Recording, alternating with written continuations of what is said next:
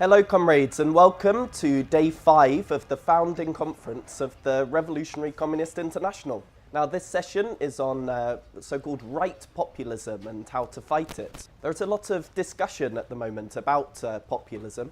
Ursula von der Leyen recently, after the European elections, was warning about the growth of the so-called extreme right and extreme left. We have Meloni in Italy, Trump in the US, AfD in Germany. And there are worries amongst some people about the growth of what they describe as fascism. But we as communists, we need to understand what is causing this phenomenon and how do we fight it. Now today we've got Yola Kipczak, who will answer this question. She is a leading member of the Revolutionary Communist International in Austria.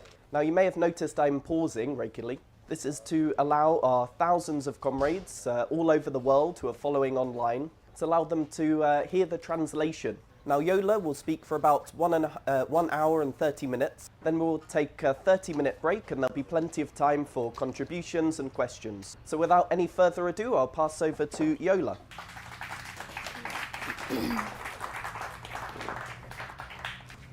This is what you meant, okay. Right. Okay, yeah. As Jack has already said, in the last years and months, we've seen in many countries around the world how right-wing so-called populist parties and politicians are gaining support in polls and also winning some important elections. In the US, the most powerful country in the world, Donald J. Trump is very likely to win a second term as a president this November. In Argentina, Javier Milei became president last year. He's this outlandish figure that calls himself an anarcho-capitalist, and he was carrying a literal chainsaw during his election campaign as a symbol of how he wants to massacre the public sector. And last week, the elections to the European Parliament took place, where right-wing parties together now make up the second largest bloc in the EU Parliament, put together because they're also divided in two blocks. But the true bombshell was that because of the EU elections, France's president has now called for snap elections. Macron's party was completely defeated, with a landslide victory for the far-right party of Marine Le Pen. And with this defeat, Macron dissolved the National Assembly on the same day. And on the 30th of June, and after, there will be legislative elections in France. In Germany, the Alternative for Germany, or AfD, is gaining in all the polls. It's a party whose main EU candidate recently said in an interview, not everyone in the Nazi SS was a criminal.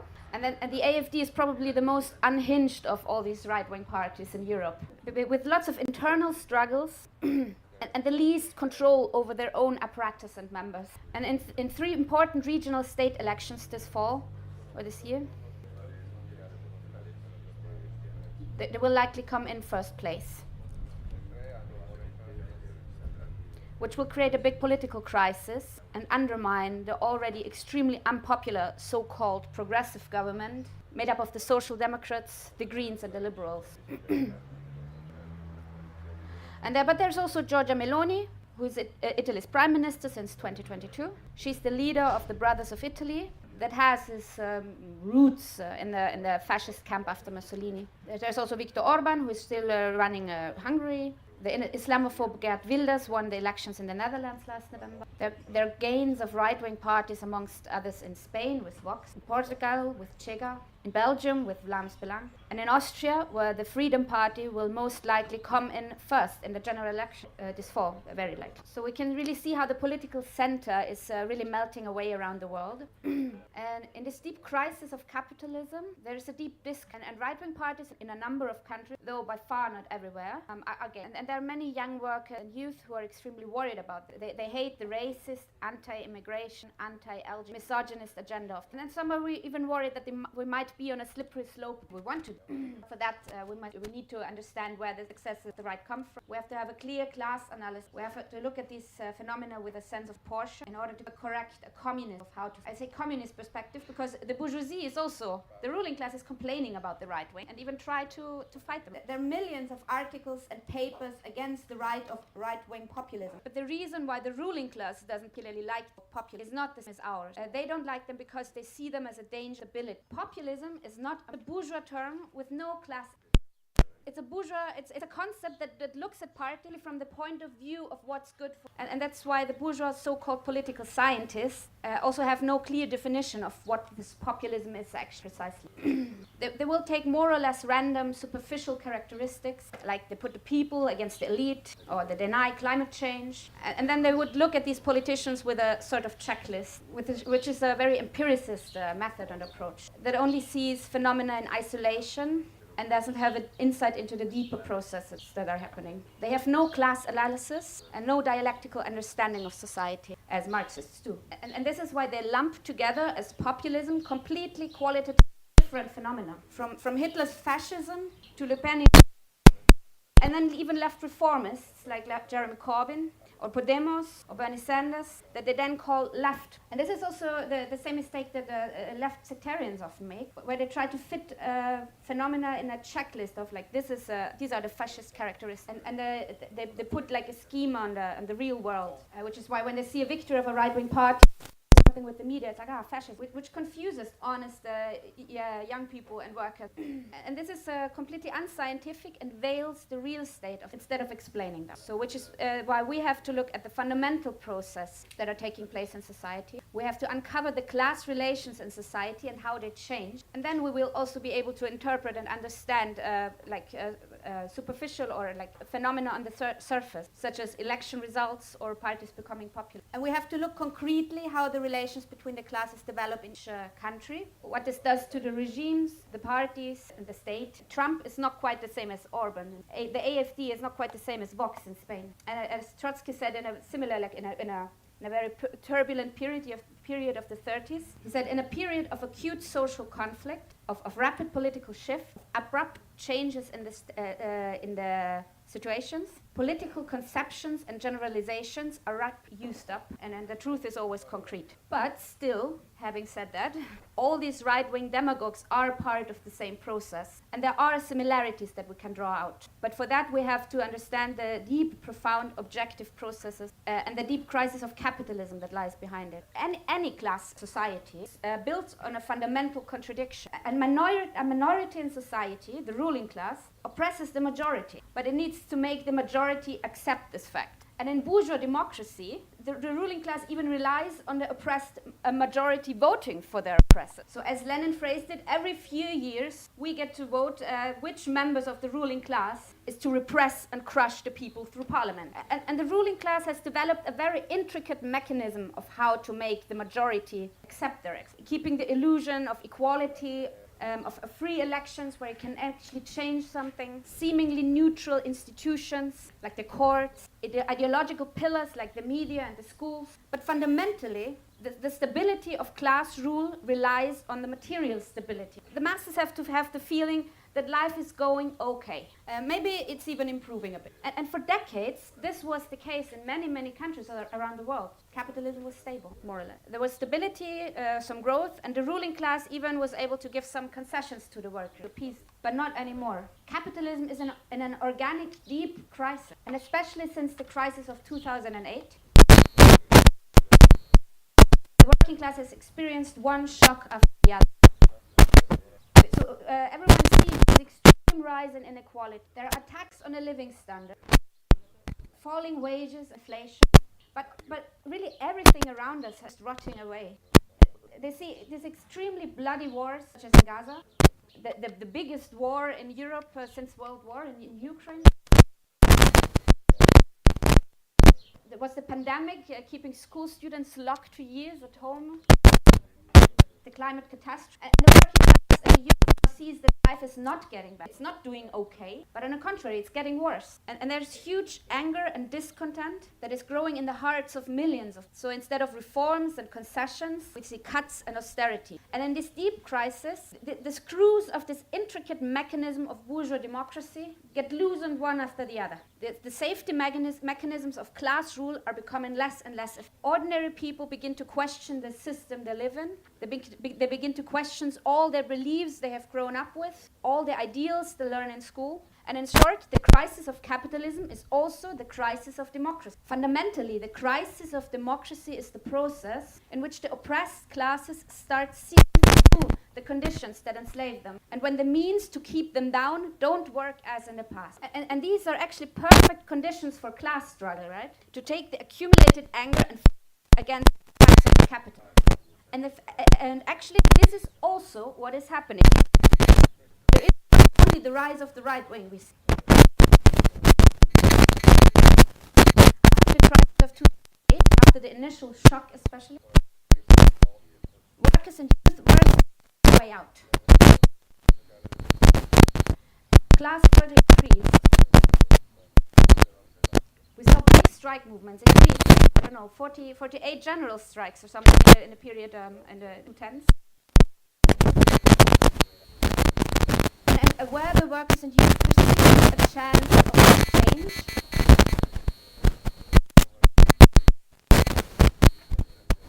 believable alternatives seemed like a way forward.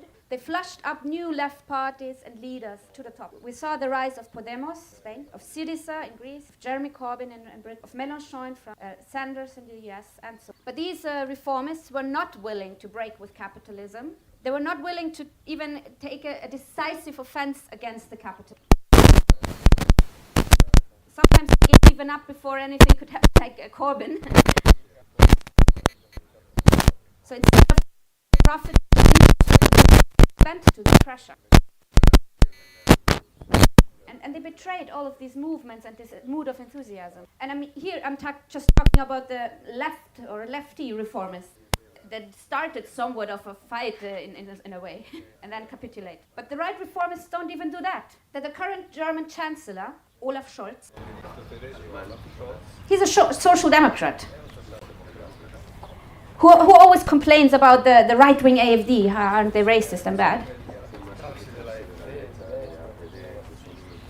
But he made all the headlines last December when he demanded big-time deportations of migrants.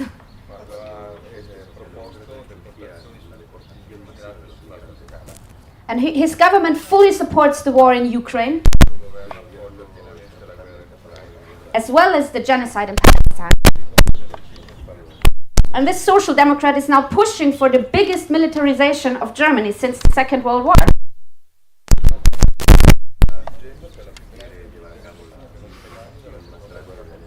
While implementing cuts for the masses.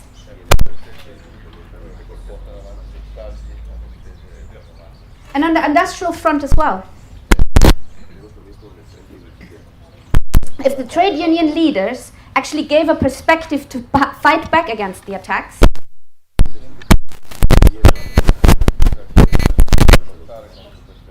for higher wages and against mass sackings where they happen, in some countries they do right now,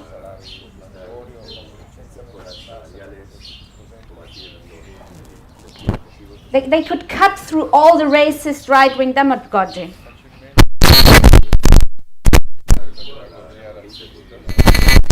Instead, these trade union leaders, they only offer up one crappy deal after the other. So these reformists inspire no confidence,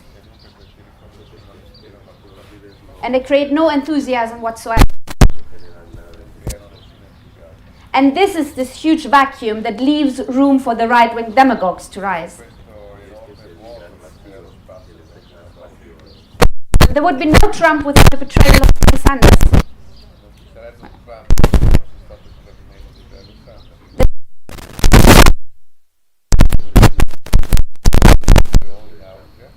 The complete of the social.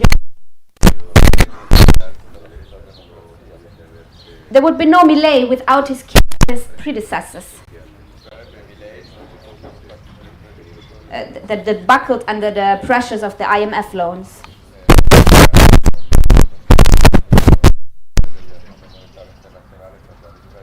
And so on. So actually, we can say that the reformists carry the largest responsibility for the rise of the right wing.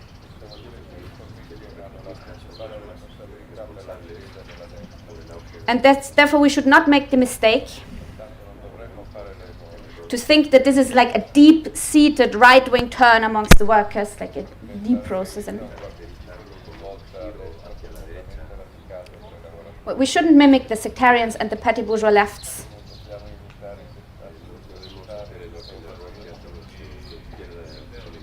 That all the workers are a lost case. That they're all forever racists and reactionaries now. This is wrong.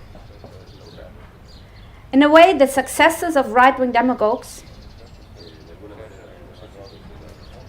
are a distorted reflection of the anger and radicalization that is taking place.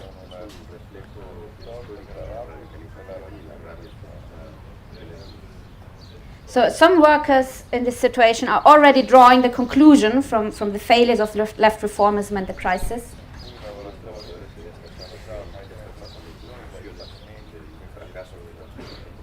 And getting more radicalized to the left. They're becoming communists. But that is still a minority. The majority of the working class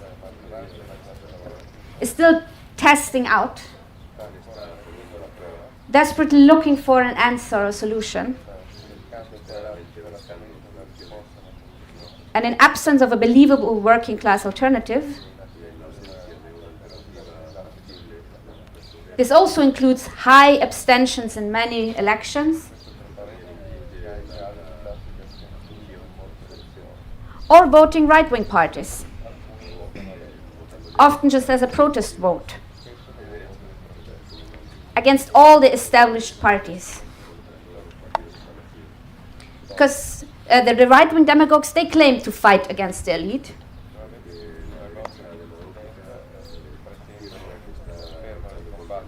Of kicking them all out. Trump's electoral campaign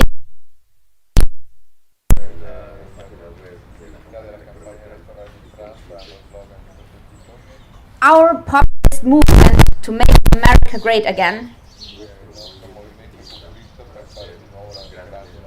against the failed establishment. And one of the in Austria is we together against the system.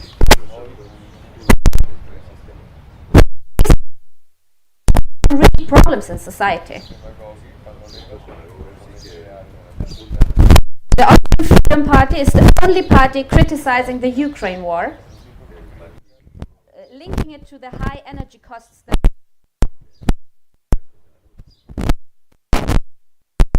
I think he's the best really. He's a fantastic orator, and his favorite philosophy, Hegel. Yeah, so, and these right-wingers, they even often raise some social, like pro-working class demands. Especially so long as they are in opposition. They don't have to, like Marine Le Pen promises an increase of small pension, a wage rise for healthcare workers and teachers, and 100,000 new social housing units per year. I would vote for that. But of course they combine these with racist, anti-migrant demands, such as jobs for our own people, no access to benefits unless you have citizenship, and stuff like that. Putting the blame not on the capitalists, but firmly on the doubly and triply oppressed minority. And this is, of course, completely reactionary because it divides the working class. And this is the reason why we as communists oppose this reaction. We don't have a moralistic approach to them, like it's my duty as an... Our reason for fighting the right-wing demagogues is because they are precisely not fighting against the elite. On the contrary, they want to become part of the elite. The only way to fight against the actual elite, the capitalist class, is through a united class struggle. But the right-wing demagogues are constantly dividing the working class, spewing racism, homophobia, scapegoating migrants for all problems in society, distracting from the real root of problems, and while they demagogically appeal to like individual workers to vote for them, they're anti-trade unions and rabid anti-communists. So our slogan must be, if you want better living conditions, if you want to solve your problems, don't kick out migrants, kick out the capitalists. But as the capitalist crisis is not solved, the crisis of democracy also, the ruling class is not able to rule as in the past, and splits open up within the ruling class. The rule becomes more erratic. And whenever the ruling class tries to make capitalism stable again, they're actually making it more unstable. All the things the liberals are criticizing about the right wing are actually things they are doing themselves in one way or another. So in other words, the right-wing demagogues are actually the spawn of this reasonable politic product. They are the result of the failure of center politics. But I said populism is not a Marxist term, but we should try to understand this phenomenon a bit. So the ruling class don't like them, they are afraid of them, because these right-wingers play with the huge polarization. This is playing with fire. They fear that this could rouse the masses, either in support of them, such as the storm of the Capitol in 2021, when Trump supporters broke into the Congress building, but also against them. I mean, the ruthlessness of Milei's attacks in Argentina has created a huge counter-reaction, including general strikes and steering the masses into action. So this kind of activity of the masses is something the ruling class wants to avoid at all costs. But if we look around the world, all these supposedly reasonable center politicians are also enraging the masses all the time. Just look at this genocide in Gaza, supported by all mainstream parties. Macron has provoked several mass movements, most prominently the Yellow Vests in 2018, and the strikes against the pension counter-reform.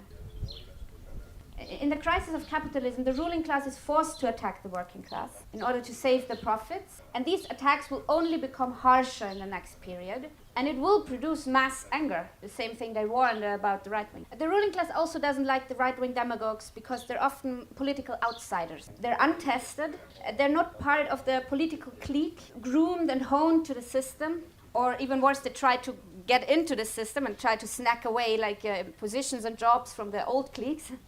They have unpredictable political stances that don't always align with the interests of finance capital because they're not so tightly bound to this intricate network of those. So the ruling class fears that they will be harder to control. I mean, we just have to think how the Republicans in the US tried to find a Trumpism without Trump candidate.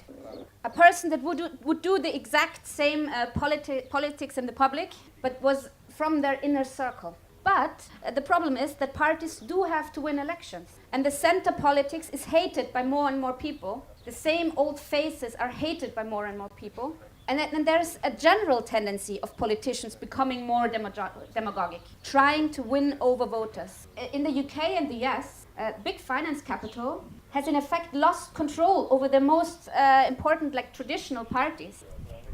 Well, in the US they have two of those. But it was the Tories that led Britain into Brexit. And they have chosen one incompetent leader after the other since. So the capitalists watch with horror that their own personnel is getting more incompetent and unpredictable by the day. So demagogic, reckless politicians are not an accidental feature of this epoch. They are the result of democracy in crisis, but particularly in the EU. The different nation states are already completely divided, basically, because the different bourgeoisies and nation states all have diverging interests. And now the ruling class is worried that nationalistic right-wing parties will create even more of a political deadlock in the EU. They want to especially ensure that everyone follows a 100% anti-Russia line, which parties like the AfD or Viktor Orban are not doing. But Meloni is doing it, which is now why she's not longer a right-wing extremist or populist in their eyes. She's very reasonable. So the Austrian president, actually, Alexander van der Bellen, has said that we really have to evaluate whether she's post-fascist. Because after all, she's pro-EU. But these kind of nationalistic politics in the EU are not a speciality of the right wings exactly. They're rooted in the fierce capitalist competition between the nation states in the EU. And these splits will deepen in the future, no matter which party rules in the different countries in the end. So another thing that the ruling class doesn't appreciate about these anti-establishment demagogues is that they treat conventions, traditions, and institutions with contempt, thus undermining their credibility. I mean, Trump has openly raged against the fake news media, and he openly contested election results. But in trying to combat this right wing, the ruling class with the mainstream parties, the media, and their institutions are doing the exactly same thing. They shamelessly use the media for their propaganda, and they also use the judiciary throwing lawsuits against these populists. Trump faces, I believe, 57 felony charges in at least 4 big federal trials coming up. He was recently convicted of 34 charges in a case about paying hush money to a porn actress, which makes him the first former American president convicted for a crime and the first convicted felon who will likely become president again in November. But this truly astonishing thing is that no other of these criminals has ever been convicted, right? So this is completely unprecedented, though. The ruling class is weaponizing the state apparatus to sort out the fights amongst each other, completely laying bare the true character of these institutions to millions of eyes. I mean, in Germany, they have started investigating the AfD for bribery from Russia and China, and they conveniently also found an actual Chinese spy in the staff of one of them. And at the beginning of the year, all the mainstream parties, including the reformists, the trade unions, the Bosses Federation, even the churches, they have tried to really organize rallies against the AfD to save democracy. And at the same time, they're discussing whether there's some legal way to outlaw the AfD. So with these rallies, they have just openly shown their hypocrisy. They really hope to create a big national unity and enthusiasm for their own parties. And the first demonstrations were quite big, but this national unity immediately broke down on the question of Palestine. And these demonstrations became very small very quickly. So to the ruling class's dismay, their plans to bring back center politics and to damage the popularity of the right is completely failing. On the contrary, with their methods, they only further destabilize their own system and actually strengthen the right wing. I mean, after Donald Trump's conviction, he immediately went out, proclaimed himself a political prisoner, and his campaign shattered its own fundraising record on the next day, with almost $35 million raised, with many small donations of normal people. And similarly, Le Pen, the Freedom Party in Austria, the AfD, they're not defeated at all. Instead, we see how all the democratic institutions, the courts, the parties, the media, they're all losing trust. In the US, in 2023, only 27% have confidence in the Supreme Court. And really, of all the institutions they asked, Congress enjoys an amazing 8% of confidence. It's right at the bottom of all of these institutions. These are amazing numbers. Numbers like this can be replicated in most countries in a similar trend, even though it's not as low as in the US everywhere.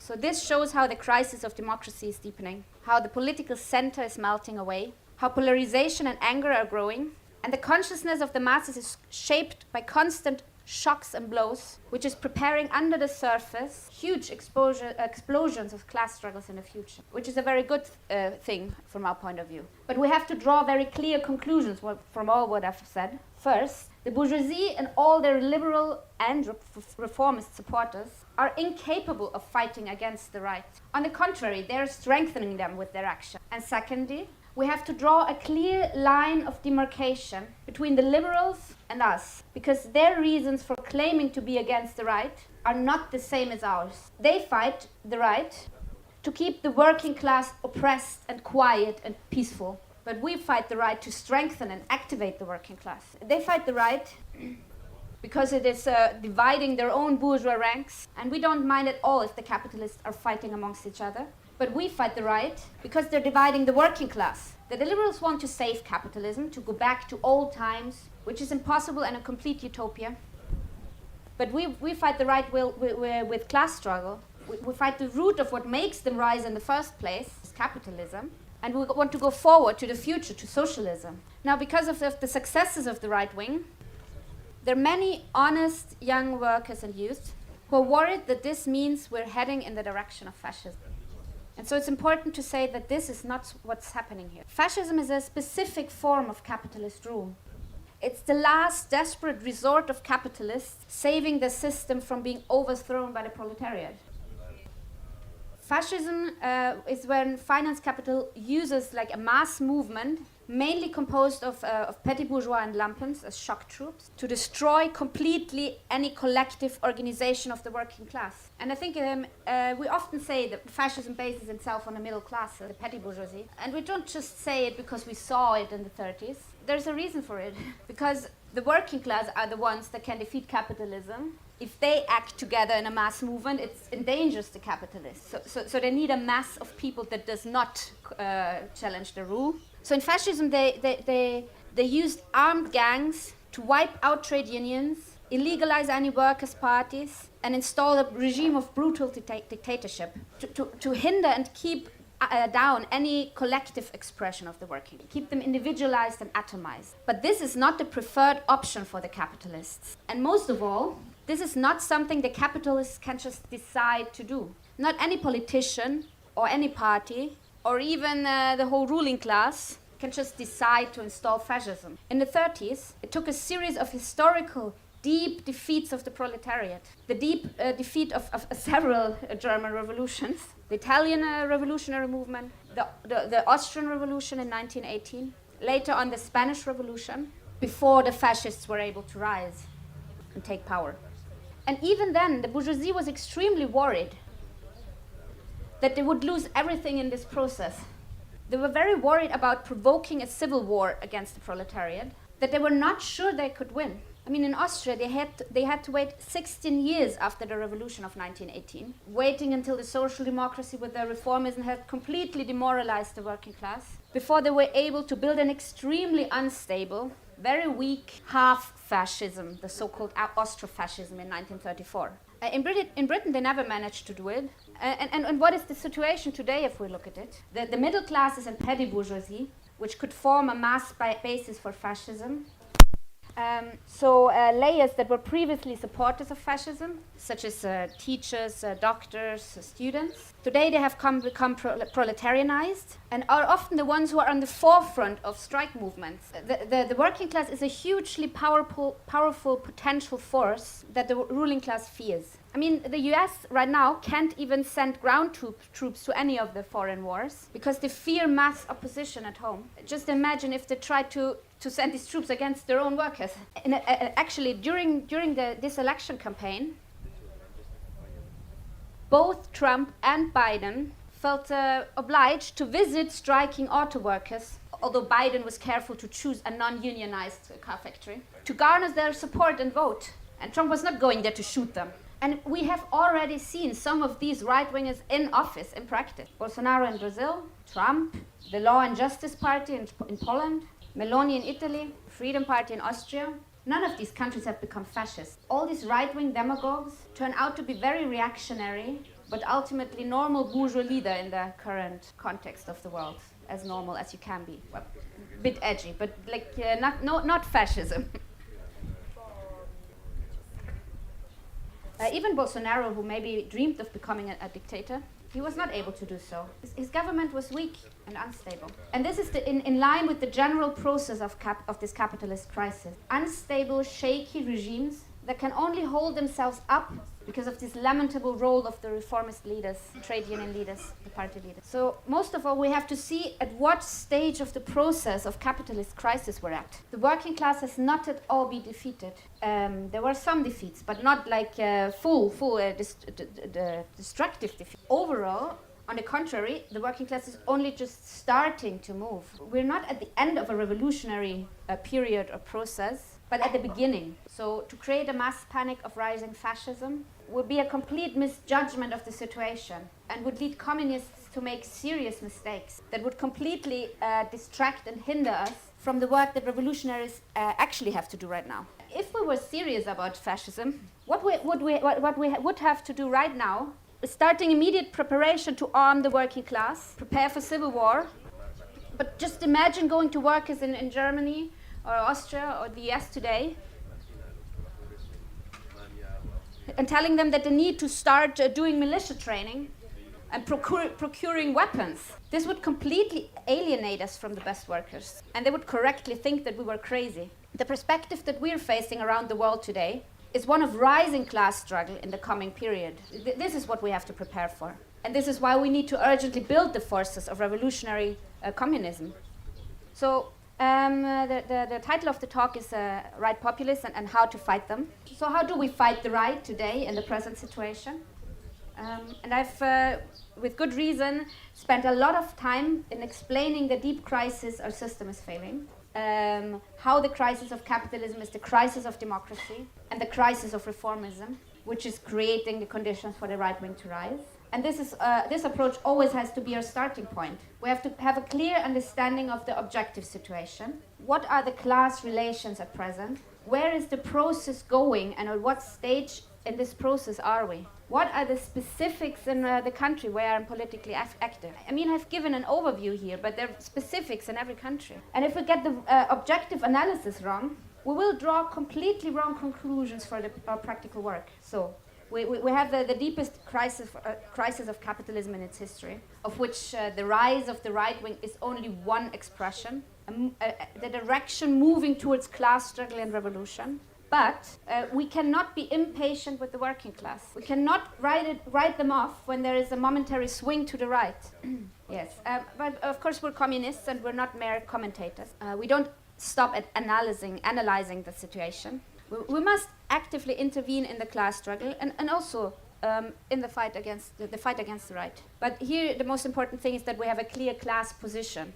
We start, of course, with saying we completely reject the reactionary agenda of the right wing, because they divide the working class and sow hatred.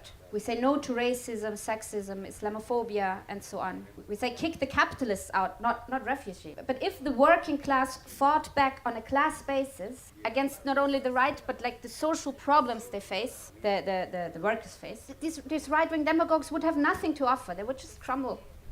And we have to be very clear that our reasons to fight the right wing have nothing in common with the hypocritical liberals, that they claim to be against the right, but actually just defend the same system that gave rise to the right in the first place. We're against the unity with liberals and the bourgeoisie. We reject lesser evilism, where the liberals try to chain the working class to the bourgeoisie. I mean, we don't endorse Joe Biden just because we don't like Trump. We don't support the Greens just because they claim to be more left. We also criticize the criminal policy of the reformists, where they use the control they have over the workers' organization to subordinate the working class under the bourgeoisie. And when they claim to fight the right, they just parrot the liberals instead of standing on a clear class position against the capitalists. So we need to explain what the actual tasks of the leaders of the working class should be and are. And at the moment, we're too small to pose an alternative to the leadership of the current working organization. We cannot replace them and sometimes not even seriously challenge them in practice most of the time. But we should use opportunities when we get them to show in practice how it makes a difference to fight the right with a working class approach and prove that we have the correct ideas. And these chances will come more often as we become a bigger force. And this is important. Because the revolutionary process is only at its beginning and not on its end. But we do not have endless time on our hands. We live in a revolutionary period of world history. And revolutions do not wait for us to be ready. We really have the question of a successful socialist revolution in our lifetime before us. And we have to make sure that it can succeed, which is why we have to grow urgently and build the revolutionary communist international. Ultimately, only the revolutionary overthrow of capitalism can really start to root out all the forms of oppression and hatred and get rid of the root of what makes the right wing rise. We fight for the full emancipation of all humankind, for communism, and for a successful revolution in our lifetime.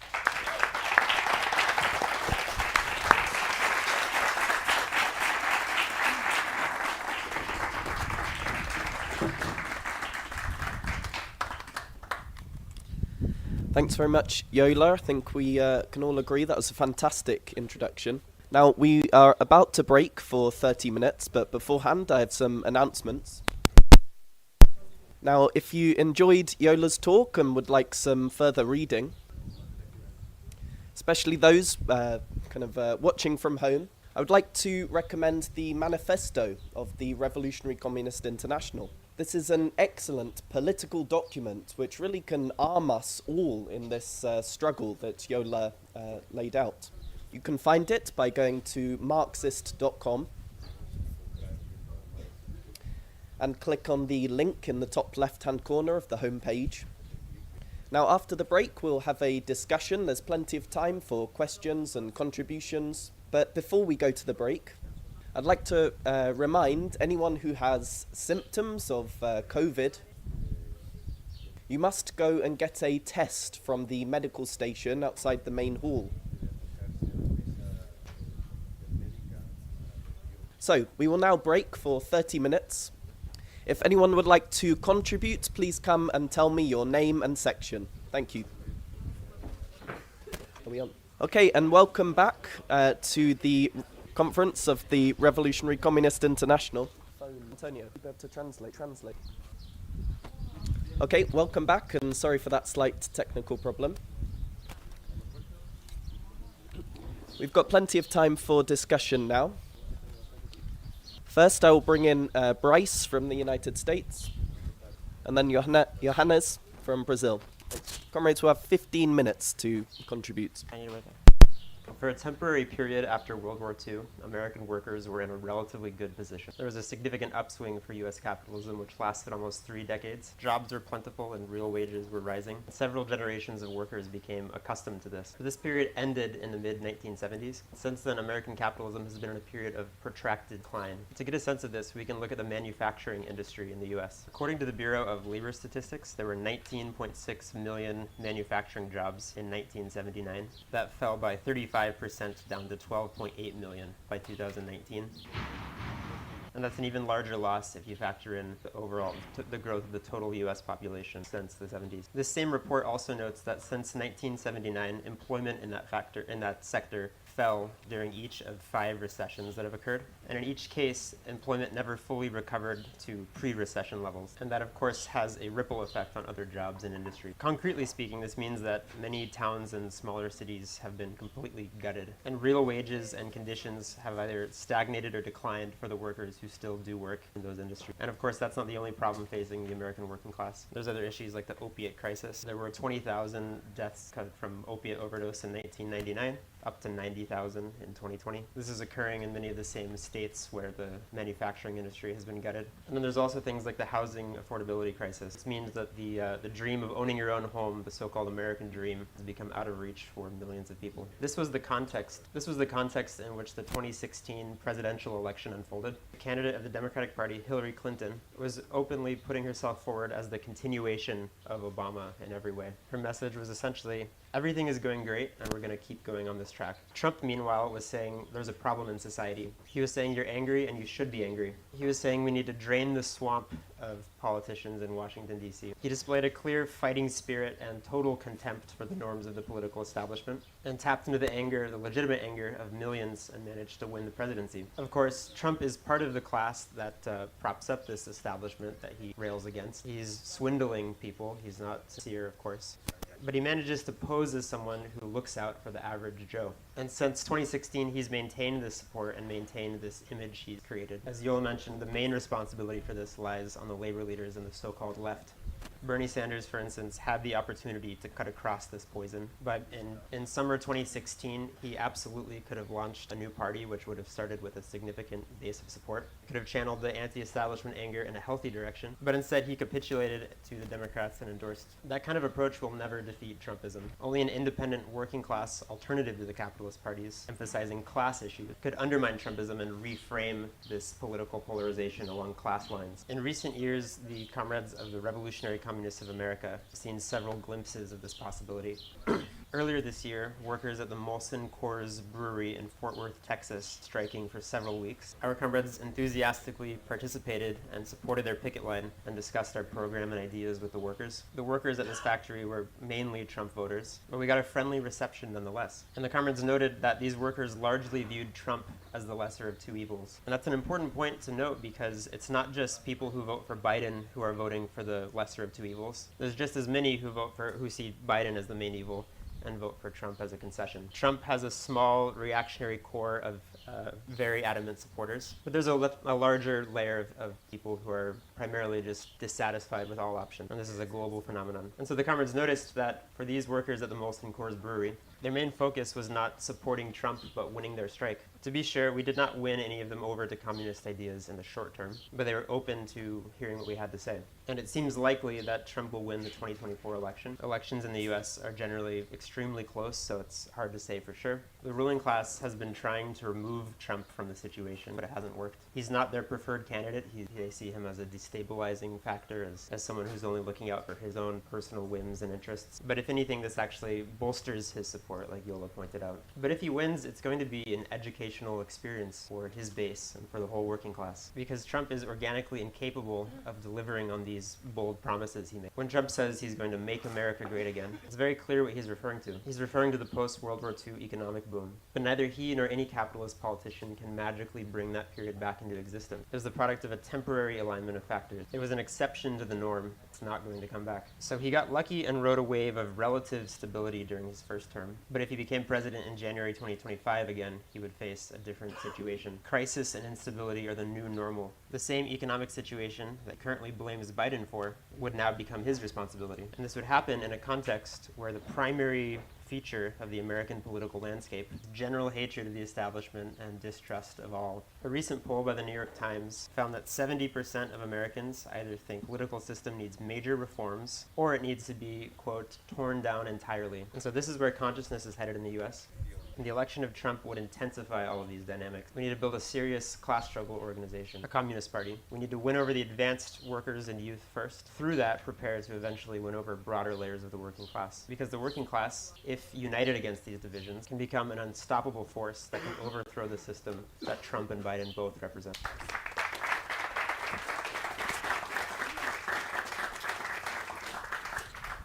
Thank you. After Johannes, I'll take Dina from the Netherlands.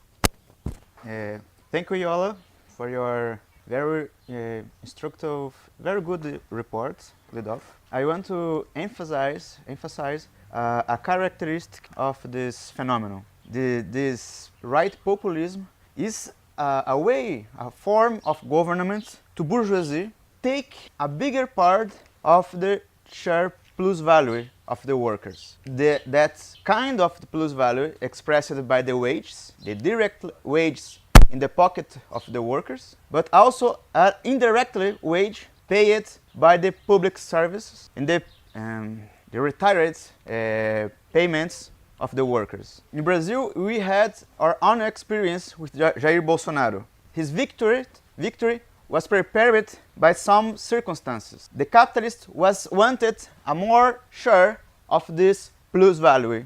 The government in that moment was unable to do what the capitalist wanted, and the government led by the left party of the workers' party, and the masses was more and more anger and insatisfied with this living of in the society. All this find expression in the demonstrations of 2013, a real insurrection of the masses. And this continued and expressed in a reactionary way in the parliamentary coup of 2016. Was a very confused process of struggle class, because the government was the left, was the working party politic in Brazil.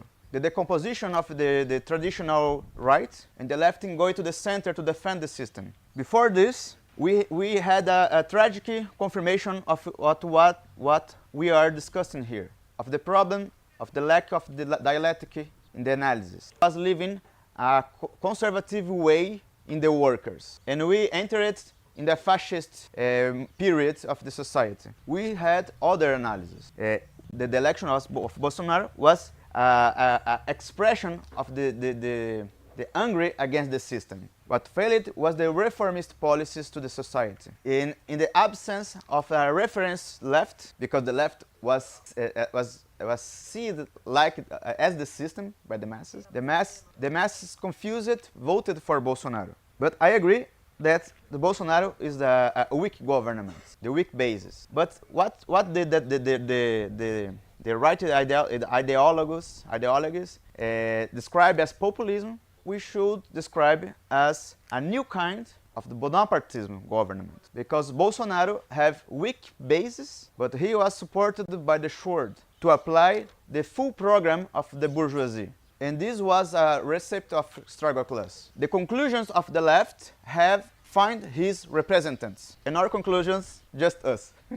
and looking what happened in the past periods of the elections. I was in the carnival after the elections. In that carnival, we call it Alto Bolsonaro Carnival. The fascism was spread from society, but the masses was painted and with funny clothes, calling to overthrow the government. And this was combined with the first measures of the government against his bases, electoral bases. And our analysis led us to put a slogan forward, Bolsonaro out. And all the left was against us, because his ideas and his analysis led them to the other conclusions, and other the politics also. But when we put this slogan into demonstrations, into the carnival, in the other demonstrations later, in the first moment the avant-garde, but later more and more layers of the masses, look at our slogan as an answer of these feelings and push their leaders and their organizations to answer of the same way that us was answering. And almost all the left was obligated to say something. The five more biggest party of the left in Brazil published a declaration saying that was wrong call out Bolsonaro. But just us proposing this in the movement. I think this shows another question important in this discussion, to how we fight against this populist rights representatives in government with the United Front tactic. With this, even when we have a small group and propose ideas to the movement, these ideas could reach a huge impact and influence the masses. And we can have an impact, a political force much bigger than our organizational force. It's a tactical, it's not just the one tactical. This have to combine with our growth, our education, or on development of the numbers of the militants also. But it's a key to fight and defeat this new tactic of the bourgeoisie. Despite this, in Brazil, the left was able to block the way of the masses. It was not easy to them, but this combined with the pandemic situation that was very difficult in Brazil, led to the masses to accept that the election was the way to continue his fight. We win this battle. We defeated this populist representative of the bourgeoisie Bolsonaro. It was not a full victory. His followers was not smashed. And the following, we had not a socialist government. Lula is what the Third International described as a liberal worker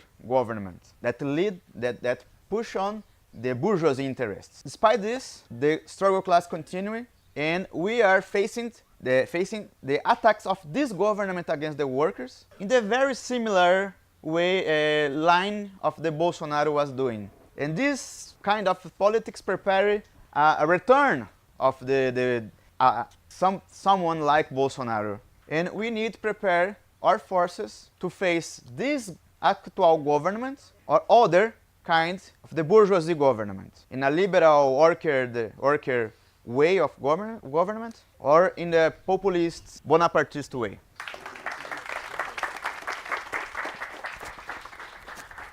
Okay, after Dina, I'll bring in Arturo from Portugal.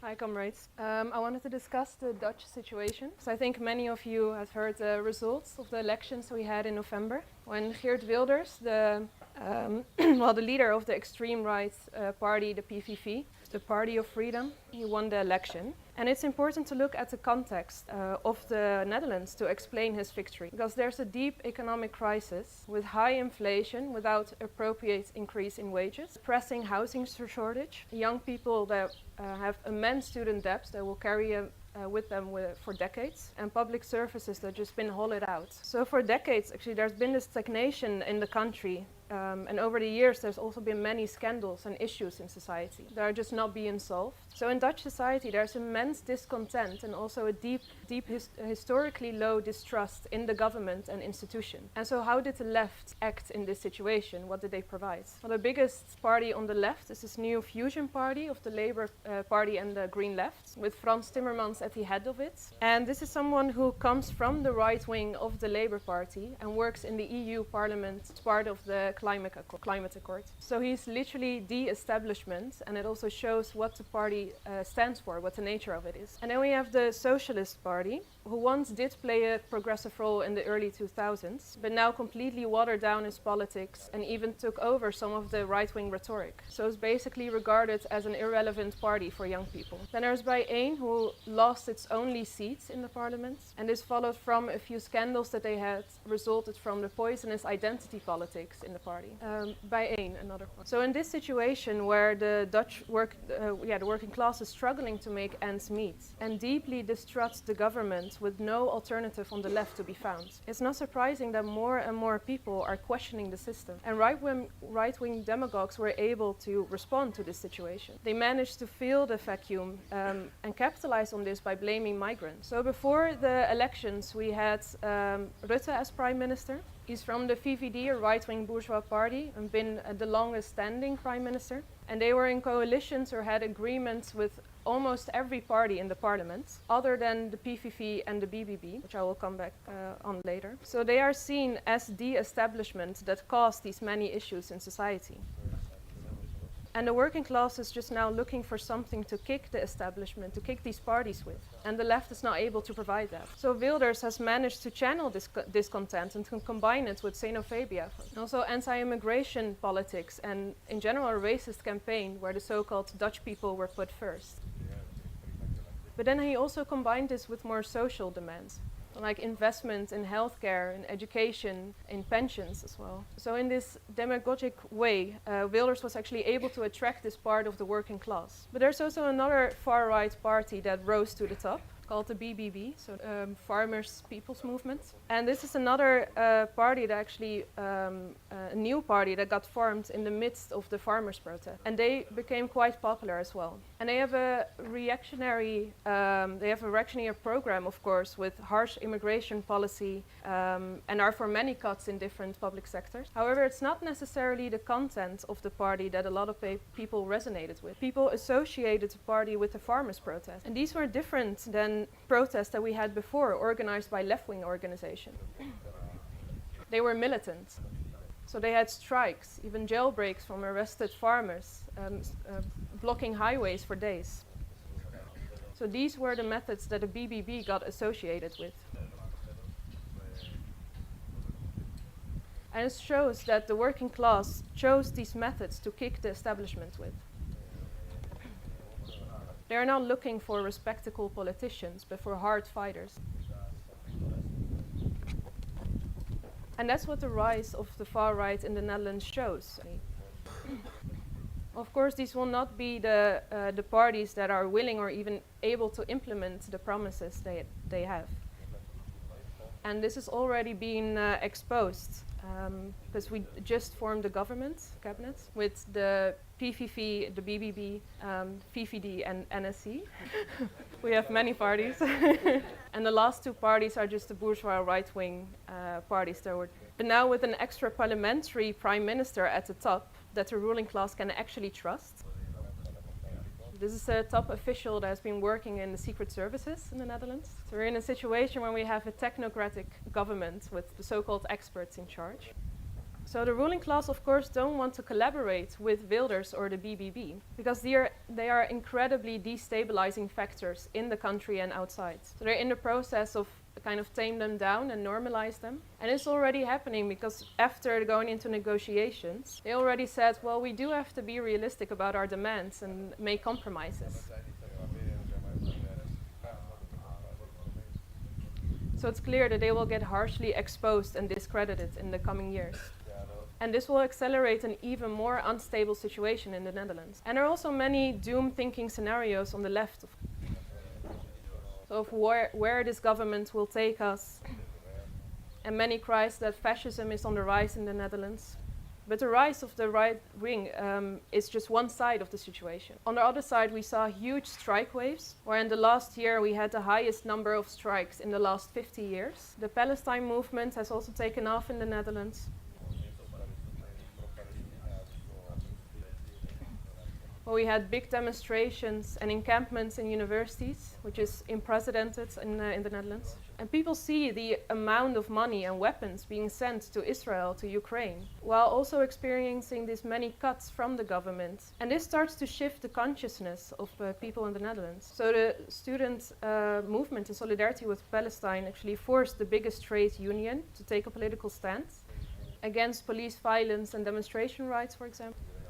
And we start to see more and more of these changes. And because of that, we will not fall into the pessimistic and cynicist mood of the liberals. We kind of regard the whole working class as a racist bloc. There are always some backwards elements in it, of course.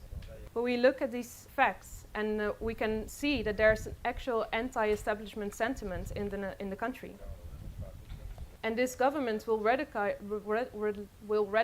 young people even further. This is a layer that's looking for militancy. And we need to embrace these occasions and intervene with even more audacity among these students, among workers, and win them over politically. And they will be ready to build the revolutionary communist institute. Thank you.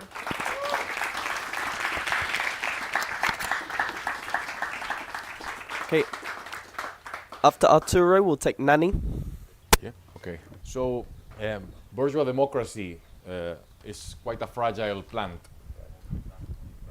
and it can only flourish as it should under quite specific conditions of prosperity, growth, and general social stability, where class conciliation becomes possible. And this really has only happened in the most advanced capitalist countries, imperialist countries.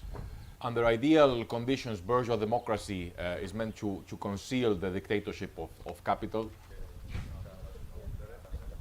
Bourgeois politicians become transmission belts for the needs of the capitalists, and their task is to make the needs and the program of the ruling class more palatable and to justify it before the masses. Now, as I said, this can function smoothly under conditions of prosperity. But in times of crisis, this machinery starts to break down.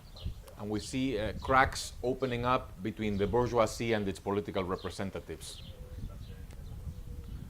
Because the bourgeois politicians, they have their own particular interests that do not entirely overlap with those of the ruling class. After all, their income and their privileges depend on them winning elections, getting elected into public office. And this becomes quite hard in conditions of polarization, of crisis, of generalized anger. And as Yola explained, it is in those periods that the ground is prepared for demagoguery and so-called populism. And this opens, this generates tensions between the ruling class and its politicians.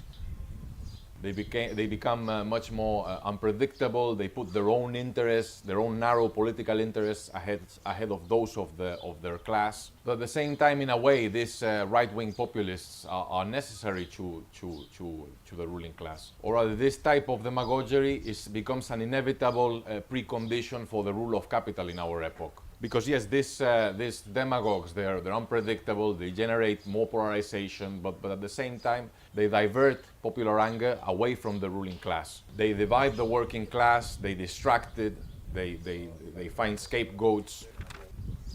So in a way, they are necessary in the conditions we are living in. And comrades, we must remember that the capitalism is an irrational system that is in a very deep crisis. It is sinking deeper and deeper. And the political and ideological superstructure of a system in deep crisis will inevitably become more irrational and more grotesque. And we will become increasingly reliant on all sorts of divisive questions, on scapegoats.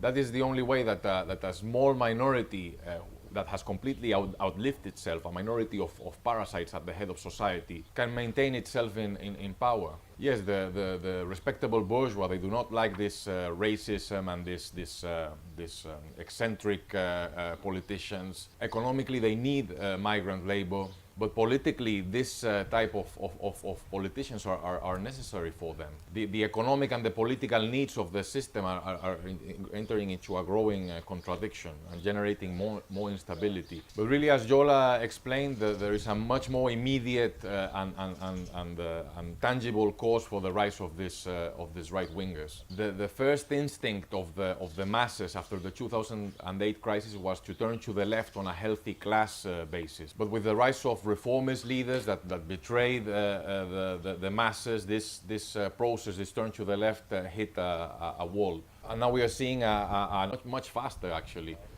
They'll end up applying the full program of the capitalists. We are seeing this, for instance, with Milei in Argentina right now. And this might take some time, but this will only prepare the ground for a more violent swing towards the left and the rise of new left reformist forces under different guises. The masses are looking for a way out, and this is creating a pendulum to the right and to the left, very violent swings in the mood. And our task is to smash that pendulum by going to the heart of the matter, to the root of the problem, which is capitalism.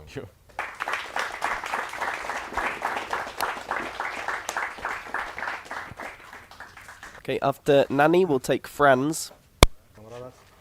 Vox es el partido de la extrema derecha en España. Vox is the party of the extreme right in Spain. Parte características con otros movimientos similares, pero tiene sus propias características que hacen diferente su impacto en la clase obrera y en la... It has similar characteristics to other movements, but it has certain peculiarities that impact the working class and the class struggle in Spain. Es importante que mientras en otros países los movimientos tienen la apariencia. The biggest difference is that in other countries these movements appear to be movements against the system.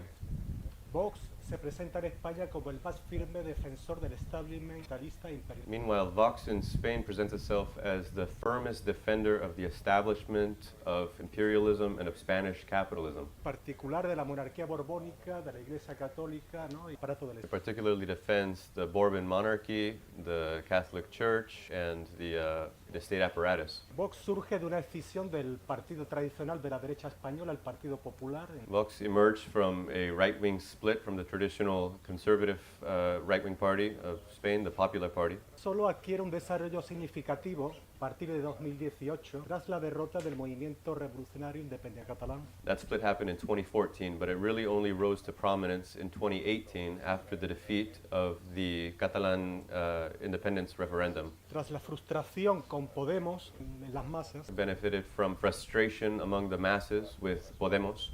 tras el descrédito del partido de la derecha tradicional, el Partido Popular, que perdió el gobierno en 2018 a manos del Partido Socialista. And because of the discrediting of the Popular Party that was thrown out of government, defeated by the Socialist Party. Sus banderas son fundamentalmente la lucha contra el separatismo catalán y vasco, contra la inmigración, particularmente de origen The magrebí. main banner of Vox is against separatism on the part of the Catalans and the Basque, and also against immigration, particularly Moroccans. Justifican, aunque no la defienden abiertamente por miedo a crear un movimiento muy fuerte, pero justifican todos los crímenes del franquismo y ante los ojos de las masas aparecen defensores de la dictadura de Franco. They also make excuses and downplay Franco's crimes, although they don't openly embrace fascism, but the masses see them as apologists for Franco. Su base social son pequeños propietarios y empresarios, justamente los que más mano inmigrante emplea. The social base of Vox is small business owners and small proprietors who are precisely the class that employ a lot of migrant labor. La clase media reaccionaria, policía, el ejército y sectores de la iglesia. Also the reactionary layers of the middle class, police, El ejército y the army, and the Catholic Church as well. su apoyo en la clase obrera es pequeño, It has very little support among the working class, salvo en sectores altos, ¿no? o periféricos, o sea, bien pagado en sectores. except for some sections of the very well-paid, higher levels of the class. Su bandera, digamos, la lucha contra el progresismo, el feminismo, ¿no? y la cultura de la izquierda. They have an image of fighting against progressivism, feminism, the influence of the left. Que que están contra el derecho al aborto no se atreven a defender con énfasis su eliminación por miedo a provocar al movimiento. They're against the right to abortion, but they don't really put this demand forward so prominently because they're afraid of provoking a mass response. Su modelo económico no es el estatalismo burgués, sino el ultraliberalismo. Their economic model is not bourgeois Estatismo. statism, but rather extreme neoliberalism. A diferencia de la extrema derecha, por ejemplo, en Francia o Italia, donde se nutren de sectores plebeyos, comillas, In contrast to the extreme right in countries like France and Italy that are nourished by sections of like plebeian working class, Vox se nutre de sectores de la clase media alta y de la burguesía. Vox rests on sections of the middle class and the bourgeoisie, Y es visto por la clase trabajadora como enemigos de clase. and the workers see Vox as a class enemy. Son prosionistas, chocando con la mayoría de la población española, Oh, prosionistas, they're pro-Zionist, y provocan un odio y reacción igual y en sentido contrario en la clase trabajadora, ¿no? and they provoke a lot of rejection and hatred on the part of the working class against them. Hay límites muy claros para la penetración de Vox en el corazón de la clase obrera española. There are very serious limitations for Vox's ability to penetrate into the heart of the working class, Porque representa todo lo que ésta odia, en particular sus capas avanzadas. because Vox represents everything that the working class hates, particularly the advanced layers. El franquismo, las políticas propatronales, Franquismo, the pro-boss, pro-corporate policies, la incultura, la violencia machista, lack of culture, sexist violence, el nacionalismo español y la monarquía. Spanish nationalism, the monarchy. Por eso nunca podrán arraigar en las masas de la clase obrera. That's why they will never be able to sink roots in the working class. Cualquier avance suyo preparará una radicalización hacia la izquierda muy peligrosa para la clase dominante. And any step forward that they take will only provoke a radicalization of the class struggle. Por eso la burguesía española está alarmada ante una eventual coalición de gobierno futura entre el PEP, Partido Popular y Vox. That's why the ruling class is growing alarmed about the possibility of an electoral coalition between Vox and the Popular Party. Hecho constatable de que el capitalismo para existir necesita del trabajo asalariado. The optimism of the Marxists grows out of the irrefutable fact that capitalism requires the wage labor of the working class. Incluso en las peores condiciones en que este trabajo se realiza, crisis de degradación moral, etc. And analyzing the conditions that this process takes place, conditions of crisis, demoralization. Por lo tanto, digamos, los trabajadores necesitarán siempre, tarde o temprano, agruparse And this is why sooner or later the workers will always find themselves forced to join together para defenderse to defend themselves, y que inevitablemente desarrollarán una conciencia de oposición a sus patrones. and they will inevitably develop a consciousness of opposition against the interests of the bosses.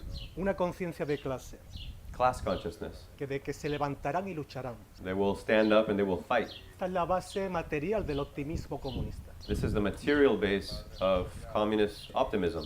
El límite al avance hegemónico social, ¿no?, de la ultraderecha no es solamente una cuestión de números, de la fuerza de la clase obrera y de la debilidad de la pequeña burguesía. The limitations, the objective limitations for the advance of the right are not just a question of numbers. Son también sus valores morales y de clase. It's also clashes with the values and the class interests of the working class. Los valores de la ultraderecha son la apelación individual, The right wing, the values of the right wing appeals to individual rights, el egoísmo, egoism, el desinterés por el sufrimiento de los demás, not caring about the suffering of others, la opresión sobre otros, oppression over others, el individuo desgajado de su clase. the individual broken off from their class. Ideas que solo pueden incidir fundamentalmente en la pequeña burguesía. These are ideas that really can only resonate fundamentally with the middle class. Pero los valores de la clase obrera son colectivos. But the values of the working class are collective. La solidaridad y el apoyo mutuo, Solidarity and mutual support, la sensibilidad hacia la injusticia y la opresión, sensitivity to injustice and oppression, relaciones personales desinteresadas, desinteresadas. A disinterest in personal relations, sin interés. open, genuine social relations, Y sobre todo la movilización de masas que siempre arrinconan estas tendencias individualistas e irracionales. and it's always the mobilization of the masses that forces these individualist tendencies to one side. Las condiciones materiales condicionan los valores morales e ideológicos, tarde o temprano. Sooner or later, material conditions shape the ideological forces, Y los valores de la ultraderecha, que son los valores capitalistas extremos, and the values of the right wing that are extreme capitalist values, chocan con las condiciones de vida de la clase obrera, inevitablemente, they inevitably clash with the living conditions of the working class, y generarán una reacción en sentido contrario. and they'll generate an opposite reaction. Esto no quiere decir que debamos adoptar una posición conformista y pasiva, This doesn't mean that we should adopt a passive, conformist position, diciendo que no importan los avances temporales de la ultraderecha o anunciando su fracaso inevitable. We shouldn't dismiss the advances of the right wing or announce its inevitable failure. Hasta el enemigo más débil puede vencer si no se le opone una resistencia. Even the weakest enemy can be victorious if there's no opposition against them. De lo que se trata es de que inspiremos nuestra lucha contra la ultraderecha con este optimismo de clase, But what we have to do is inspire our struggle against the right wing with this optimism. que nace de la confianza en la clase misma, Optimism born out of confidence in the class itself. en la confianza de que su conciencia se forjará a través de sus condiciones de vida y de sus experiencias de lucha. Confidence that its consciousness will be forged in its life experience and in the experience of the struggle. Se trata de imbuirnos del optimismo que nace de la conciencia de combatir en el lado correcto de la historia. We have to be imbued with the confidence that comes from fighting on the right side of history. El optimismo de que nuestra lucha y nuestra clase son invencibles. Confidence that our class and our struggle are invincible. El optimismo de que combatiremos y venceremos. The optimism that we will fight and we will win.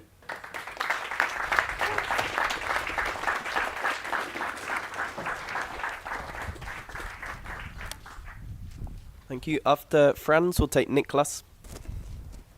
So, comrades, I'd like to talk about the AfD, the alternative for Germany. As you know, last weekend there were the European elections, and I would say it was a victory for the AfD. In the whole of Germany, they got 16%, but they were the second strongest party after the Conservatives. But I think what is even more relevant is that the parties of the current current coalition, the Social Democrats, the Greens, and the Liberals, had huge losses. And in some eastern German federal states where the AfD is particularly strong, it looks more extreme. Like in Saxony, in the state of Saxony, the AfD got 43%. First, like being the biggest party. The second party are the Conservatives with 23%, so a 20 percentage point difference in between. And the third party is another demagogic populist party. I don't have time to explain it. And that's it. These are the only, if this would be a state election, these three parties would be the only ones who come into parliament, that get into parliament. I'm sure those parliament debates would be quite entertaining. No, but getting back to the serious point here, this is a huge defeat and a huge victory for the AfD after what? After half a year of attacks, and more attacks of the liberal establishment, of the bourgeois politicians against the AfD. Jola mentioned that already. They were trying to have a huge media scandal about alleged Russian and Chinese spies within the AfD. They used not all they could, but a lot of resources from the state, from the media, from like sorry. And it didn't help. They got humiliated, and the Social Democratic Party got the worst result they ever got with 13.9%. Olaf Scholz's party. Why does the ruling class don't like them? I think Jola did a good job of explaining that. They are anti-EU and pro-Russia. That's not good for German capital. They are unreliable. But now this progressive bourgeoisie, the liberals, the social democrats, and the Greens, try to portray themselves as the big fighters against the right. The defenders of democracy, the big defenders of democracy. This is a huge mockery, obviously, because they are quite anti-democratic when it touches the interest of the ruling class. And they are very contradictory. 2 weeks ago, some posh kids in the island of Sylt sang like racist slogans at a party, Germany to the Germans. And there was this huge scandal, like how can that happen? A week later, some poor mentally deranged Afghan guy stabbed a police officer in Mannheim. And then the media for a week at least was full of, we have to deport to Afghanistan, we have to deport to Afghanistan, by the same people, by the same politicians. Also the repression against the Palestine movement shows very clearly that those defenders of democracy are not defenders of democracy at all, that they are very hypocritical. For example, the Liberal Party now said, democratic rights only for German people. Foreigners should not be allowed to have demonstrations. With liberals like this, who needs right-wing populists?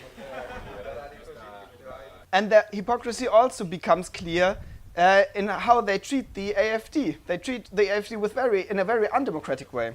A high-ranking, civil servant of the government who is responsible for East Germany. His name is Marco Wanderwitz, and his surname translates to walking joke, which is very true. He says, he's convinced that not a small part of the electorate don't have good intentions with our democracy. Naughty boys and girls. And that's why he wants to make the AfD illegal. He said we have to make the AfD illegal because, he says, with political methods alone we will not get rid of them. I thought democracy was supposed to be the free market of ideas and so on. Obviously it's not. And the point is, of course, the masses see all this, and this hypocrisy is open for everyone to see, and that's why it didn't help at all. It doesn't help at all. It discredits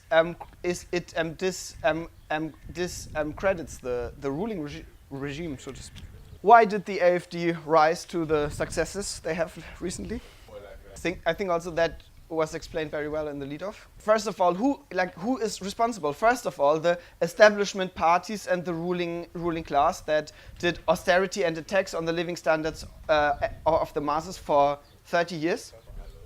The AfD consists, I think, mainly of petty bourgeois who are afraid of decline of social decline caused by inflation, energy prices, Russo-Ukrainian war, and so on. And secondly, who is responsible is the reformists, obviously, the leaders of the workers' movement. The SPD completely enacts the program of financial capital. Now, Die Linke, the left, some of you might remember, especially in the east of Germany, they used to be the mass workers' party because it was like the old rest of the GDR. And after 2008 and in the early 2010s, after the Occupy movement, after the financial crisis in Greece and so on in Europe, they gained support. And even in the West, there was some movement in there, some momentum. They gained momentum. They got certain electoral successes, but they used all this not to wage a fight against capitalism, against the government, against the attacks, but only to get well-paid jobs in the state, in state governments, and so on. And now that they declined, they had 2.9%, I think, in the European election. 2.93. So this also cannot represent a radical opposition from the left, a radical alternative to the status quo. And I talked about the east of Germany. The AfD is the strongest there. After the GDR was unified with Germany, annexed, I would like to say, the Western German ruling class basically took all the machines and factories and carried them out of the country to somewhere else and left it deindustrialized. So infrastructure, living standards are shit, like whole biographies of a whole generation of people was completely destroyed. What did the mighty German Trade Union Federation do in this time, 90s and early 2000s? They basically helped carrying out all the machines out of the country, cutting the jobs, closing the factories. In this climate, it's very obvious. I mean, if the AfD is the only opposition, seems to be the only opposition, you can see how they gain support. And they are the only party in the German parliament who criticizes the Ukraine war, Germany's involvement in the Ukraine war against Russia. The only one. This year, in autumn, we will have state elections in 3 Eastern German states, Thuringia, Saxony, and Brandenburg. These are the states where the AfD is strongest, and they might very well be the strongest power in 1 or 2 of these elections, or all 3 of them even. And of course now there is a lot of pressure, for example, on Die Linke, on the left party, which is still a little bit big in Thuringia, to work with the bourgeois parties. For example, to go into a coalition with the conservatives to prevent the AfD. Of course, we have to resist this, as Yoda explained. That is not the way we fight the AfD, that's the way we make the AfD stronger. But the key thing is we could very well have a major constitutional crisis, state crisis in 1 or 2 of those Eastern German states, because it's not possible to build a coalition. And the masses and the youth are watching this. The rise of the right, the hypocrisy of the bourgeois politicians and defenders of democracy, and all of that spectacle. And that has a relevant impact on their consciousness that we can connect with. Thank you.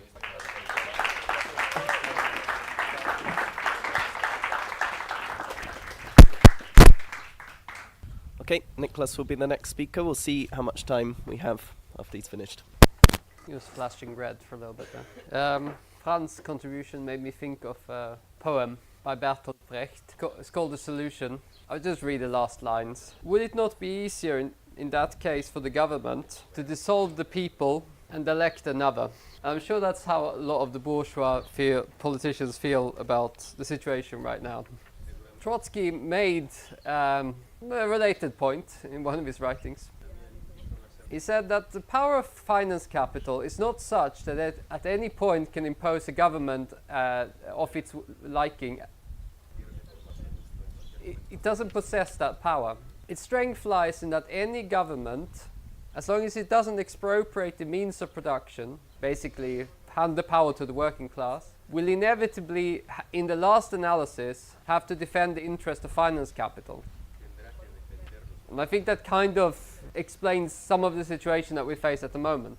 Obviously, he was talking here referring to the 1930s and fascism, but these forces that we are talking about, there is a parallel, or there are similarities. Trotsky was also very critical of those who exaggerated the threat of fascism. He says that this leads inevitably to political mistakes. And we can see today how this is exaggerating the threat of fascism leads to the political mistake of lesser evilism. By whipping up a hysteria of, oh, the fascists are coming, and this is what they're doing in Germany now. They're basically trying to push the working class electorate to accept any old, to vote for the bourgeois parties or the social democrats and so on, which are parties they hate. And this kind of policy is a disaster for the labor movement or for the left. But obviously allows the bourgeois to buy themselves some time in order to prepare the ground. It's not the first time in history that this kind of development takes place, this question of lesser evilism. In fact, in the years leading up to to Hitler taking power, this was the policy of the Social Democrats in Germany. Every ministry before leading up to the Hitler was becoming progressively more right-wing. They even, it stepped over the mark and basically became a half dictatorship, bourgeois dictatorship. What we would call Bonapartism. But every step of the way they had the support of the Social Democrats. And that, in combination with the ultra-leftism of the Communist Party at that time, was what prepared the way for Hitler to take power. And you can read in Trotsky's writings throughout the period, he was extremely critical about this policy. A few years later, he wrote about a similar development in France. And he described a similar phenomena where the petty bourgeoisie lose trust in their political representatives. Basically, the center ground was disappearing. And in the case of France, this was the Radical Party, which had been the party of stabilizing the republic.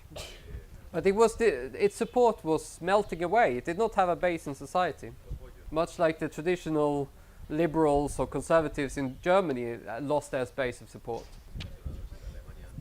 In France, it wasn't just the Social Democrats who were trying to prop them up. But in France, this is 1936 or so, right? The Communist Party, they had done a 180-degree turn, and now they were supporting the Popular Front. So the Communist Party, the Social Democrats, they were all trying to prop up the center ground or the radicals. And so you can see precisely the same problem. You have this situation where the petty bourgeoisie are losing their faith in the system. And what is needed is the working class to show a way out, preparing the way to revolution and overthrowing of capitalism. But the parties of the working class, instead of doing that, they try to prop up the status quo that everyone hates. And the consequence is that they get discredited along with the system as a whole. Another quote where Trotsky talks about democracy, and he repeated this quote in his last writing, so he must be thought it was a good one. He says, "There's no epoch in human history so saturated with antagonisms as ours." And he talks about the tension that exists in European society. And he says that under such high tension, the fuses of democracy blow out, and hence you have the short circuit of dictatorship. And that is what we are, in a certain sense, we see some of that taking place now. We can see how there is now constant pressure to remove democratic rights and so on. But there is also some important differences. So although we see that on one hand, there's another process on the other hand. And that is the fact that today what is keeping the system afloat is the leadership of the working class. Capitalism needs the leadership of trade unions in particular in order to stabilize the situation for them. So they cannot go on a full frontal attack against the trade unions. It would be like sawing off the branch that they were sitting on. The class balance of forces in society are completely different to what they were in the 1930s. And the ruling class is aware of that. You could see it in Britain, for example, when it came to the Palestine demonstrations. Well, we had the Ministry of the Interior, or Home Secretary as they call it. She was telling the police to attack the demonstrations, basically ban the demonstrations. That's what she was saying. Now, she's meant to be in charge of the police. They're meant to listen to what she says. But they just said, no, we can't do that. We're not doing that. That's not legal. Like the police care about things like the law. But it was clear that there were bourgeoisie were telling them, look, don't listen to what she's saying. And I mean, just think about it. Imagine they mobilized all the 40,000 police officers or something to London. And they had them attack a demonstration of 500,000 people. They probably would have managed to dissolve the demonstration. But they would have, the whole city would have been up in arms. They'd be fighting on every street in the whole city with small groups of protesters. There'd be riots in the whole city. Basically, there was no way they could suppress these demonstrations, even if they wanted to. And it's just one example of the class balance of forces. I would say there's another thing about fascism. We do see some fascist attacks at the moment, but they're relatively limited in scope. They are occasional and so on, and often met by some response. There was the very instructive example in Greece, where the fascists attacked and killed a hip-hop artist, and it led to an uprising of the whole neighborhood. And suddenly the state felt obliged to arrest not just the fascists responsible for this crime, but the leadership of the party, Golden Dawn. Because of the pressure, they were worried what was going to happen if they did not take action against these fascists. There's another example in Sweden, where the fascists were constantly provoking, for a couple of years, they were constantly provoking, attacking demonstrations and so on. Then they called a demonstration in Gothenburg. It's going to be a show of force. I think they mobilized about 500 people by mobilizing all the fascists in the whole of Scandinavia. But workers had had enough of these fascists. So more or less spontaneously, 20,000 counter-protesters gathered. The police erected some barriers to keep them apart, but the counter-protesters removed the barriers and started marching against the fascists. And then the police decided, well, it's better to keep the fascists away, so hold them here. And the fascist idiots, they started fighting with the police, and they got soundly beaten by the police. And then they disappeared for a couple of years. They completely disappeared from Sweden. It also gives you like a sense of the balance of forces once the working class and the young people mobilize against these groups. So it's important that we remember the strength that we have behind us. The immense power of the working class, not just in the 1930s, but the immense, much more strengthened working class that we have today. And when it's mobilized, it's capable of sweeping away all of these right-wingers with no problem at all. And the real battle is to win over the working class, to win them to a correct program, to give them the leadership that they deserve, and consign capitalism and these forces to history.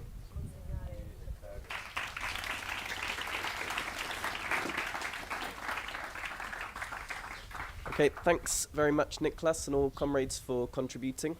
I'll pass to Yola now to sum up the discussion for 20 minutes. Yes, thank you for all the contributions. And I think this is really what this kind of discussion needs, to have more concrete examples and in-depth examples of process today. We really live in the age of imperialist decay. And you can see it everywhere.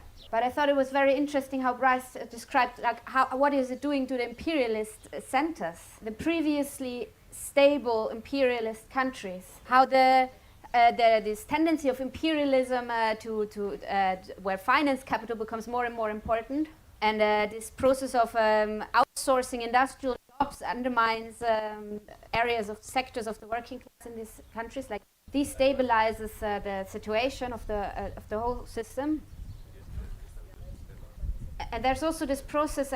These were the layers that the traditional, the trade unions and the workers' parties leaned on. This was the basis, this labor aristocracy. But the working conditions in the industry or the deindustrialization completely undermines this as well. And this means that these old leaders, reformist leaders of the unions and the parties, they get completely divorced from the feeling of the working class, the lives, even more. There is also this question of migration, migrant workers coming into the country, taking bad jobs, badly paid jobs. And they're often not unionized. But we see how even in these layers of the working class, now there's a radicalization and an organization drive happening in the last years. Part of the working class that is not used to those old traditions of the reformists, and who also mostly cannot vote. In Vienna, I mean, 33%, more than a third of the voters in the voting age cannot vote. They're not voters, which we also have to consider when we think about this rise of the right wing. They appeal to a big section of the working class.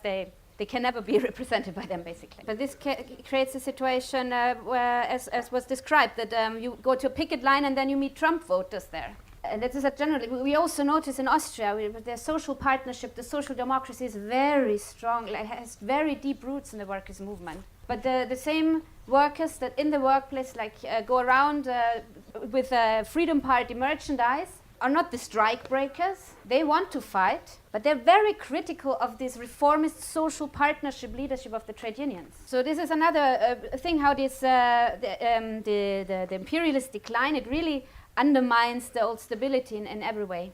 And you see how unions get pressurized. There are cracks in this union leadership, and then the U.S. union leaders like Sean Fain come to the top. And so finance capital, who rules society as we know,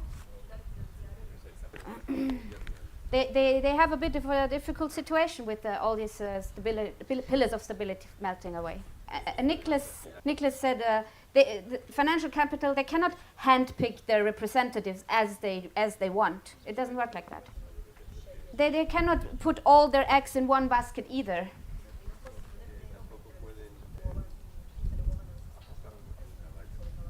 In some way, they need these right-wing demagogues even, as was explained by Arturo. In other cases, they try to arrange with them, as with Geert Wilders. And some just like, we see now, like oil bosses, but even Silicon Valley bosses, tentatively supporting Trump, donating big chunks of money, work with what they have. And I'm saying this because these splits in the ruling class, they are important that we see them.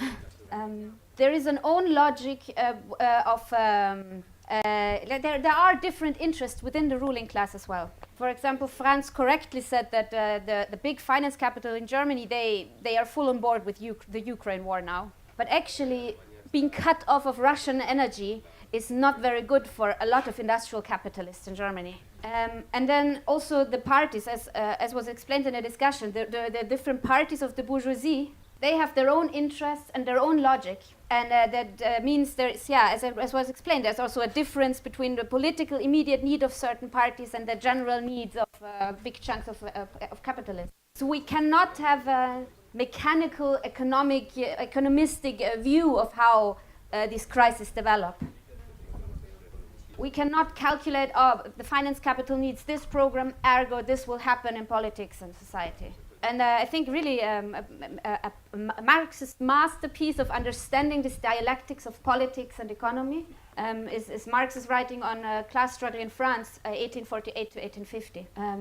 But when we read this book, we have to think that this was before the imperialist stage of capitalism, which brings a few peculiarities to today's situation. It's a change. It's a news that the highest stage of capitalism, it's not the same as the early stages of bourgeois democracy, basically. And as Lenin wrote, like imperialism wants, I don't know the English translation, imperialism wants rule and not freedom. It wants oppression, not freedom. So in imperialist crises, especially, there is this tendency of using the state apparatus and using the repressive machine more and more. So you could say, there is this general tendency towards, I don't know, military dictatorship or Bonapartism. There's this direction of the process. Bonapartism being the rule of the sword, which bases itself on using the military and the police to balance between the classes and rule with iron fists. But today is not the 1930s, as Nicholas explained. There are important differences between then and now. The biggest difference being the strength of the working class, even if it's only in potential because of the leaders. So we cannot say that populism is just a weaker form of Bonapartism or something like that. We cannot substitute a bourgeois imprecise term with a Marxist term and have the same schematic approach to the real world process. Which is why I found it very helpful to have all these different examples from different countries. When we looked at these examples, right, we have to differentiate between reformists and right-wing demagogues. They are similar in the sense the same process of brings left reformists to the top and brings right demagogues can bring them to the top. They are similar in the sense that both give illusionary answers to the problems, one by promising a rational, Keynesianist or whatever program for the workers, being the left reformists. And the other side, the right-wing demagogues bringing racist, demagogic, completely divisive, seeming solutions to the problem. But these are different things. We have to look at the class forces they unleash and then they lean on. What class processes they strengthen.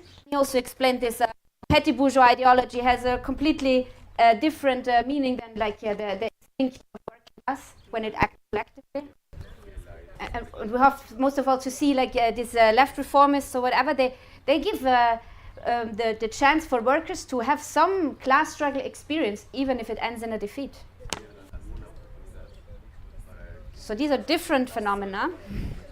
To put them together, I mean, it's a bit like when Trotsky criticized the social fascism theory of the Stalinists.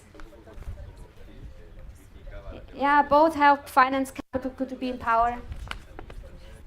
But it's a complete mistake to say we fight against the social democracy, same as we fight against the fascists. So this also means we have to have a very concrete approach to what is the situation in the different countries, right? The tactical approach.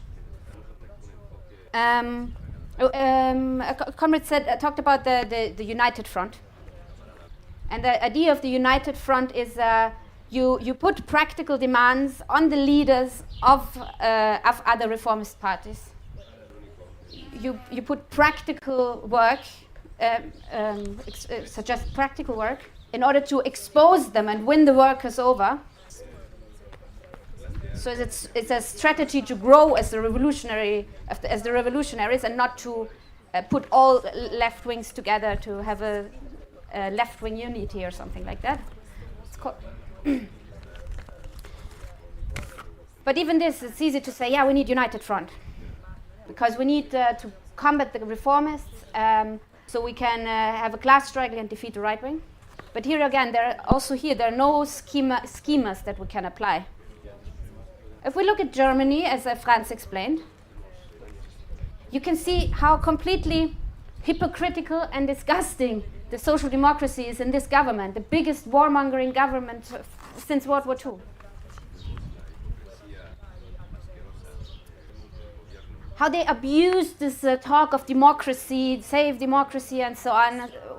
And the best work is to see through that, and the right-wingers just hate them for it. So the comrades, when they went to these big demonstrations, Save Democracy Against the Right, we went to these demonstrations. They put on their banners, against AfD, against the government, against capital. So directly attacking the government that has the social democracy in it. Which is correct. But in Spain, when Nani explained the character of Vox, and the right wing just tried to oust the socialist Prime Minister Sanchez. And the state apparatus and the right wing have this Francoist path to go to demonstrations there and go like, kick out Sanchez, kick out Vox. that would be completely sectarian and wrong. Similarly, in the US, we talked about the dangers of lesser evilism, how it's wrong to support Biden against Trump. But this Sean Fain, this leader of the Auto Workers Union, the new one, who has brought forward some good practical steps for the workers that will help them gain some experiences. He supports Biden, and we criticize this. We say this is wrong, but also we would not say, down with Sean Fain, this is like, this is the end, like he's a traitor now.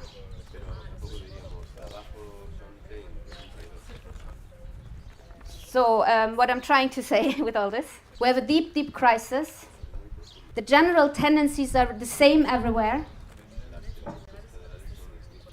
And we can see them and have to understand them.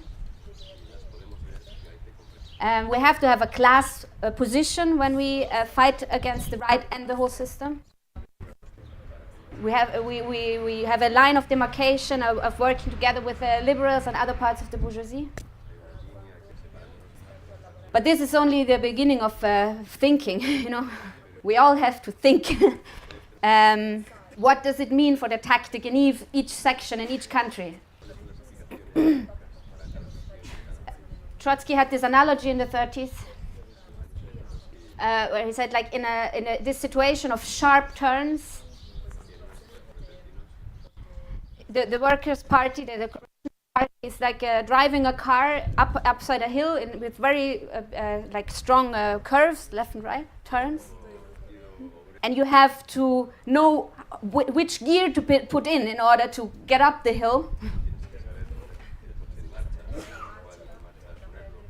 If you don't, you just either roll back or like right off the cliff. So, with this perspective, we know we have a period of class struggle coming in before us. Of weak governments, not strong ones.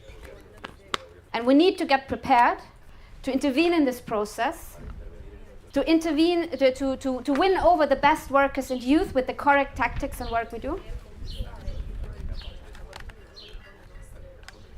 Based on a deep Marxist analysis of the object situation.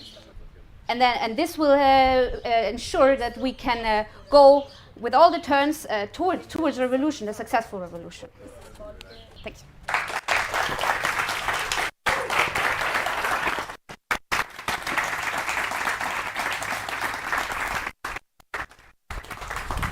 Okay, thanks very much, Yola, and thanks all comrades for contributing.